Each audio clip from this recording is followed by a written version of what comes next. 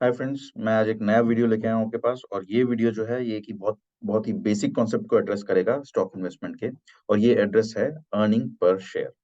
देखिए, आपने ये टर्म बहुत सुनी होगी, लेकिन जो नए इन्वेस्टर्स हैं उनको ये टर्म क्लियर नहीं होगी। So this this is something that you always start from the basics. जब भी आप स्टॉक इन्वेस्टमेंट की बात करेंगे, ये सबसे पहली चीज जो है वो आप नोटिस करेंगे किसी भी स्टॉक के बारे में।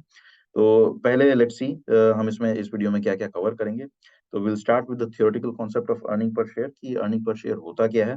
उसके बाद मैं आपको बताऊंगा कि अर्निंग पर शेयर अगर आपको कैलकुलेट करना सीख लिया आपने, तो उसमें जज कैसे करेंगे कि what is a good earning per share, क्या अर्निंग पर शेयर अच्छा नहीं है, उसका क्या थंब रूल है, ये मैं आपको बताऊंगा। और इसके बाद लास्ट में हम डिस्कस करेंगे कि अर्निंग पर शेयर से आप कैसे एक स्टॉक को सेलेक्ट कर सकते हैं। How can you find good stocks based on earning per share. अब मैं आपको ये बता दूं, सिर्फ अर्निंग पर शेयर से अच्छा स्टॉक आइडेंटिफाई नहीं हो सकता है। उसके लिए बहुत सारे बाकी मेट्रिक्स भी जरूरत पड़ती है, तो वो भी हम आगे अपने वीडियोस में डिस्कस करेंगे। But first let's start with the basics which is earning per share. So as the name suggest, earning per share is एक जो आपका जो भी आपने स्टॉक खरीदा है तो उसका एक शेयर कितना पैसा बना रहा है। So it's earning on one share. How is it calculated. इसको कैलकुलेट करने का बड़ा एक सिंपल तरीका है। कंपनी ने एक साल में जितना भी प्रॉफिट बनाया, उस प्रॉफिट को आप टोटल आउटस्टैंडिंग शेयर से डिवाइड कर देंगे।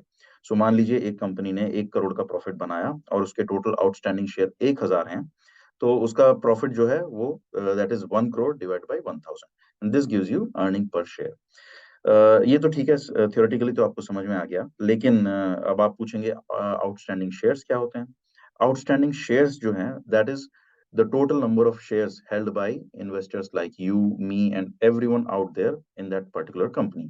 जितने भी शेयर्स मेरे पास हैं, आपके पास हैं और हमारे जैसे सारे शेयर होल्डर्स के पास हैं, सबको अगर ऐड कर दिया जाएगा, that is total outstanding shares. तो इसका ये मतलब हुआ कि आप प्रॉफिट को टोटल आउटस्टैंडिंग शेयर से अगर डिवाइड करेंगे, this gives you EPS in simple terms. तो नेक्स्ट आपका लॉजिकल क्वेश्चन आएगा कि अर्निंग पर शेयर क्या होना चाहिए। और देखिए, ऑब्वियस सी बात है, profit is in numerator and number of shares is in denominator. Profit हमारा हाई होना चाहिए किसी भी कंपनी का, सो इसलिए अर्निंग पर शेयर भी हाई ही होना चाहिए। एक तरह से आप ये मान के चल सकते हैं कि आपने आप इस कंपनी में जो भी पैसा इन्वेस्ट किया है, मान लीजिए आपने किसी भी कंपनी में 100 रुपए डाले हैं और उससे आपको एक शेयर मिला है। अब आप ये चाहेंगे कि वो 100 रुपए जो है वो ज्यादा से ज्यादा पैसा कमा सकें, उनका अर्निंग पर शेयर ज्यादा से ज्यादा हो। एक तरह से this is your investment and you would want this investment to earn as much as possible. So इसीलिए अर्निंग पर शेयर उस इन्वेस्टमेंट का as as high as possible होना चाहिए। सो ये तो सीधी सी बात है, अगर किसी कंपनी का अर्निंग पर शेयर ईपीएस लो है, so you can ignore it. लेकिन अगर किसी कंपनी का ईपीएस हाई है, तो हाई भी कैसे कंपेयर करेंगे। तो मान लीजिए, इसको मैं एक्सप्लेन करने के लिए एक एग्जांपल लेता हूँ। मान लीजिए दो कंपनीज हैं, एक का शेयर जो है वो 100 पे चल रहा है और दूसरी कंपनी का शेयर 250 पे चल रहा है, 250 पे। और जो 100 पे जो चल रहा है that is making 10 rupees per share, so उसका ईपीएस जो है 10 है। और जो 250 पे चल रहा है उसका ईपीएस जो है दैट इज लेट्स से 15। सो इन दोनों में से आप how do you compare which company is doing better. तो ऑब्वियसली फर्स्ट इंस्टेंस पे आपको ये लगेगा कि जो अर्निंग पर शेयर जो 15 कमा रही है वो बेटर है। लेकिन दैट इज नॉट राइट, क्योंकि अर्निंग पर शेयर जो है वो कंपेरेबल होना चाहिए। How do you compare it. Compare करने के लिए एक मेरा सिंपल थंब रूल है। जो भी अर्निंग पर शेयर जो आपका दिख रहा है, उसको आप कंपनी के उस दिन के स्टॉक प्राइस से डिवाइड कीजिए और डिवाइड करके उसको 100 से मल्टीप्लाई कर दीजिए। इससे सारी कंपनीज का अर्निंग पर शेयर कंपेरेबल हो जाएगा। सो अगर आप पहली वाली कंपनी को 100 डिवाइडेड बाई 100 जो कि करंट प्राइस है इंटू 10 करेंगे, सो एक तरह से अर्निंग पर शेयर आपका 10 हो गया। वहीं पे दूसरी कंपनी जो 250 थी, उसको अगर आप अर्निंग पर शेयर उसका 15 था, 15 डिवाइडेड बाई 250 इंटू 100 अगर आप ये करेंगे तो इससे आपको अर्निंग पर शेयर मिल जाएगा। और तो ये जो दूसरी कंपनी है इसका अर्निंग पर शेयर जो आपको मिला दैट इज 6। अब आप ये देखिए, अर्निंग पर शेयर मैंने जो अपना ये थंब रूल बनाया है, इससे आपको ये पता चल रहा है कि अगर ये स्टॉक 250 की जगह 100 का होता तो अर्निंग पर शेयर कितना होता। आप एक तरह से इसको नॉर्मलाइज कर रहे हैं। as soon as you normalize, then you become then the two companies become comparable। so the first company जो थी, उसका अर्निंग पर शेयर 100 रुपए का अगर स्टॉक होता तो 10 था, और दूसरी कंपनी जो है उसका अर्निंग पर शेयर अगर स्टॉक 100 का होता तो 6 है। Which means the first company is doing better. So this way you can compare the earning per share of two companies which are trading at a very different price, and then you can decide which company is doing better, a better job in creating more value for you. So ये तो था ये। लेकिन क्या इसको आप across industries, across companies always compare कर सकते हैं? नहीं, क्योंकि अर्निंग पर शेयर कंपेयर करने के लिए यू शुड ऑलवेज रिमेंबर कि दो अलग अलग इंडस्ट्रीज में अर्निंग पर शेयर बहुत डिफरेंट हो सकता है। कुछ कंपनीज कुछ सेक्टर्स होते हैं जिनमें earning per share by design कम होता है, जैसे फॉर एग्जांपल यूटिलिटीज, जो टाटा पावर वगैरह जैसी कंपनीज हैं, दीज आर कॉल्ड यूटिलिटीज, या फिर टेलीकॉम इंडस्ट्री जो हो गई, दीज आर कॉल्ड यूटिलिटीज। इनका अर्निंग पर शेयर जो होता है वो काफी कम होता है, और उसका रीजन द सेक्टर इटसेल्फ। वहीं पे कुछ और कंपनीज होती हैं जिनका earning per share relatively higher होता है, जैसे for example high revenue industries like IT services etcetera. तो इस तरह से इसलिए you can not compare earning per share across industries, but with in industry आप दो कंपनीज को अगर करना कंपेयर करना चाहें तो उनके लिए अर्निंग पर शेयर कंपेयर करके you can make a decision. So that's a thumb rule that I use. Always divide the earning per share by the current share price and multiply it by 100, and then you get a comparable metric for doing this.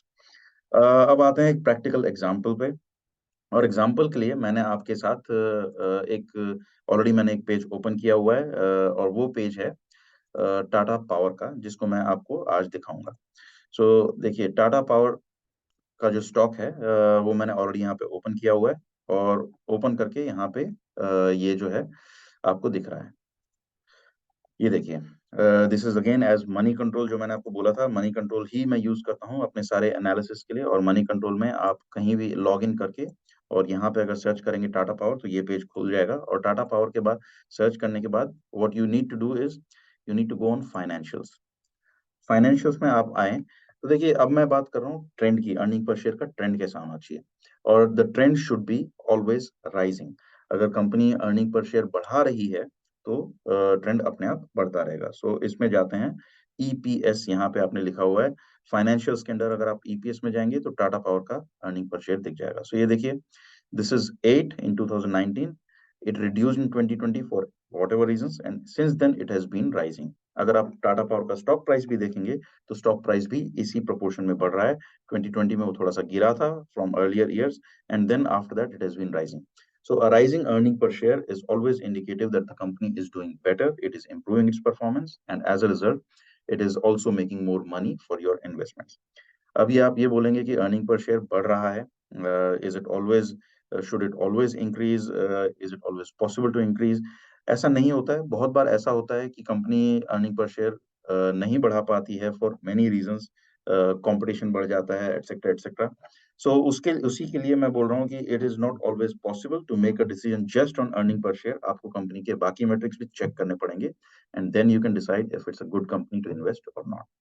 तो ये था earning per share के बारे में. Next video में हम discuss करेंगे price earning ratio.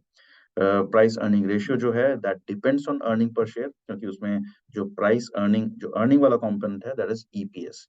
सो उसके बेसिस पे आई विल एक्सप्लेन कि how you can combine the information of earning per share and price earning ratio to make judgment on investments.